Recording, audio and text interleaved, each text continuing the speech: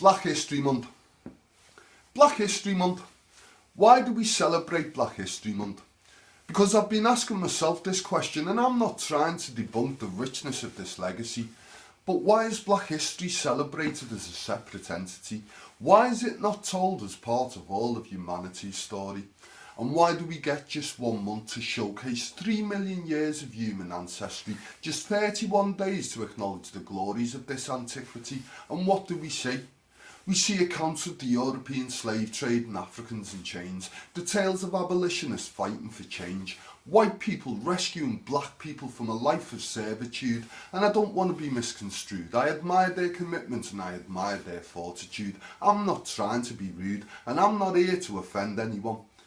But when did Black history become all about what white Europeans have done? Should we have called it White Guilt History Month? Because this so-called celebration of Black history seems to focus mainly on the last 5 centuries and predominantly on challenges to European slavery. But when I hear the term Black history, I don't just think of those men and women who showed great dignity, who stood free when facing injustice and inequality. And I salute those pioneers of the past who paved the way, who gave us direction and who showed us a path. To the likes of Rosa, Martin, Malcolm and Harriet, I lift my hat and I raise my glass. But I also want to know about what happened before those 500 years of European colonial attack. You see, I want to know about Africa before she was raped and ravaged and ripped apart. I want to know about her ancient civilizations, their cultures, their science and their arts. I want to know about a history that stretches back for so many millennia to the earliest humans who roamed the grasslands of what is now Ethiopia. And I want to know how 3 million years ago when Lucy walked the earth, that somewhere in Central Africa came humanity's birth.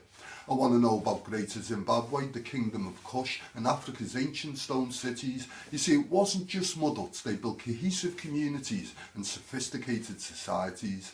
And I want to know how ancient Africans discovered and developed new technologies. I want to learn about the Dogon tribe of the 13th century, whose furnaces could produce carbon steel of a high grade quality over 500 years ahead of European technology. And I want to know how ancient Africans could plot the paths of stars and studied astronomy, and how they discovered new medicines and studied human anatomy.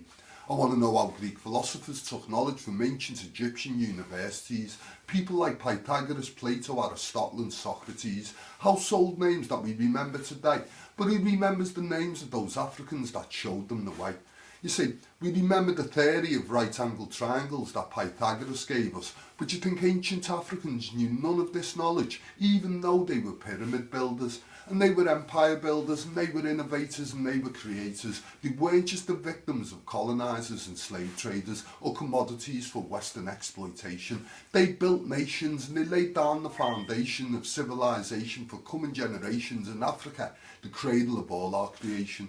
So let us revise. Let us rewrite our history books, because this Eurocentric perspective, it needs to be shook up. This history has for too long been overlooked, for too long been marginalised. Let's reclaim what we have all been denied, and let's demystify this white lie, this European-made mystery, and let's debunk this racist fallacy. And let's not take just 1 month, just 31 days to acknowledge the glories of our antiquity. Let's embrace all our vast and varied ancestry, and let's celebrate Black history, not as some separate entity, but every day in its rightful place as part of life's rich tapestry. Let's all celebrate Black history. Let's celebrate Black history as part of all our human story.